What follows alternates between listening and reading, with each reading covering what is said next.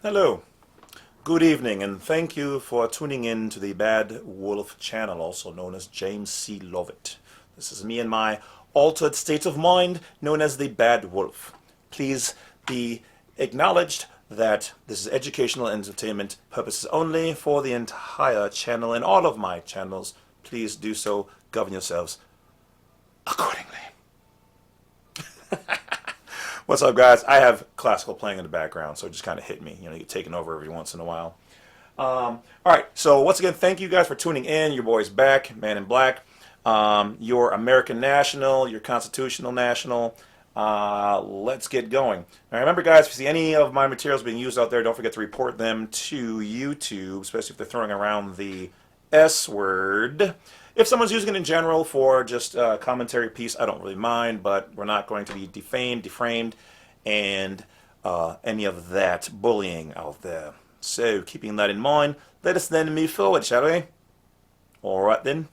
All right, so what is the Clayton Antitrust Act and what is the Sherman Act, and how does it affect any of us? Well, for some of us who've hit walls out there, all right, the Clayton Antitrust Act is a piece of legislation passed by U.S. Congress, signed into law in 1914, that defines unethical business practices such as price fixing, monopolies, and upholds various rights of labor. Okay? Let's go on here. Okay. So, what are the differences between these two acts? So should we jump into what is the Sherman Act before we go into the other one, all right? Let's see here. Where is that? Do I have it up? All right. Well, we'll jump back to it. All right. So, but what are the differences between these two acts? Okay. So, whereas the Sherman Act only declares that monopolies are illegal, the Clayton Act defines illegal certain business practices that are conducive to the formation of monopolies or that result from them. So essentially, there are the legislative acts in place that keep even the government or the federal government, okay, which is a corporation located in Washington, D.C., keeps them from running monopolies and price fixing and basically owning the whole gamut where you don't have any other choice, or putting in measures where they're monopolizing the whole thing and you're being discriminated against. Okay, so these would be acts that okay, here, let's go in a.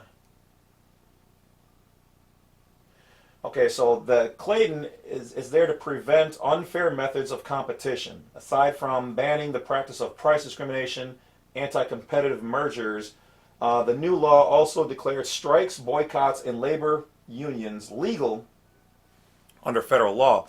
Now, I know I worked for some places where they were like, oh, you guys can't go on strike, or you guys can't bring a union in. Oh, no, you can. They can tell you and say all they want to keep you muffled, but that's not the law.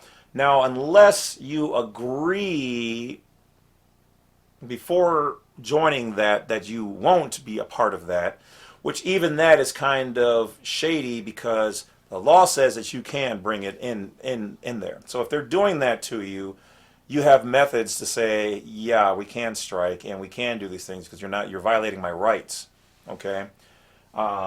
And really, they shouldn't be trying to ask you to sign that. They can't force you, and nor can they say this is you have to sign these things to be employed here because those are outside of the company's scope. Okay,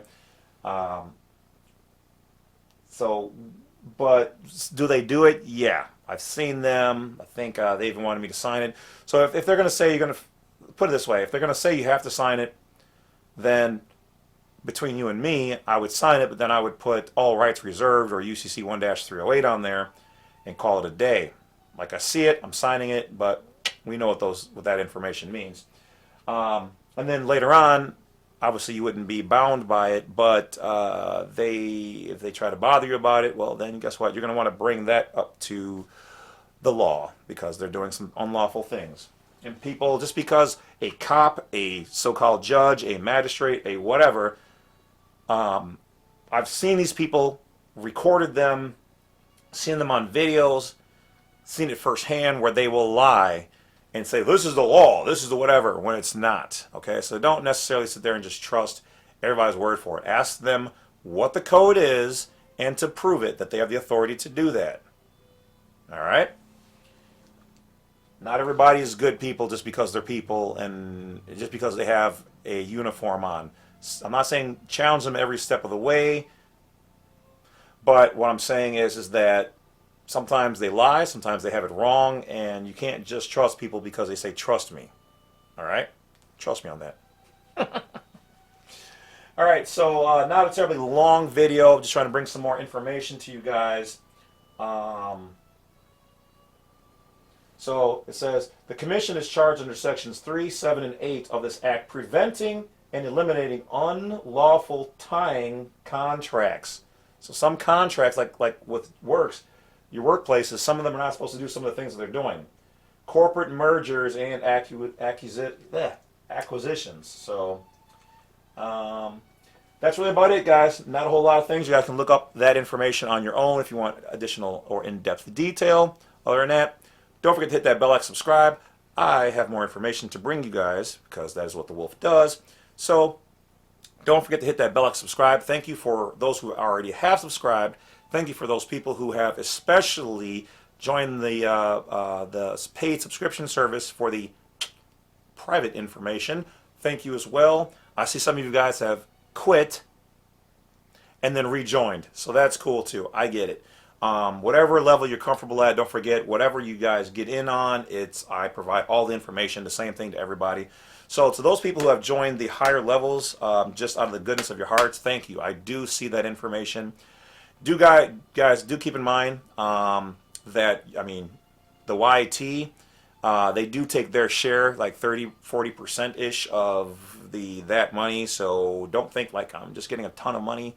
It's not, doesn't work that way. All right, they get their cut. It's maybe the stuff that they don't tell you or their channels don't say, but I keep it real as ASF here. All right, so yes, the donations have gone down, but the people who do provide the paid subscription stuff has gone up. But like I said, they take out like 30-some, I think it's like 35% of it or whatever else. But it is what it is. Okay, they make a little, we make a little. So by all means, guys, I do live on your donations, your support, your consultations, the files. I do this full time. So thank you for all those people who have been out there and supporting. Thank you from the bottom of my heart. Me and my nation and my family, my little family, we appreciate you guys. So thank you. All right, that being said, get out there, go get your knowledge, and stay healthy. I'll talk to you later. More knowledge coming.